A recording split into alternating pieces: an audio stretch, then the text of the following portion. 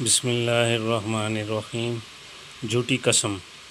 مفہوم: رسول اللہ صلی اللہ علیہ وآلہ وسلم نے فرمایا، جس نے حاکم کے سامنے جھوٹی قسم کھائی تاکہ اس کے ذریعے سے کسی مسلمان آدمی کا مال مار لے، تو قیامت کے دن اللہ کے سامنے اس حال میں اس کی پیشی ہوگی کہ اللہ اس پر سخت غضبناک اور ناراض ہوگا۔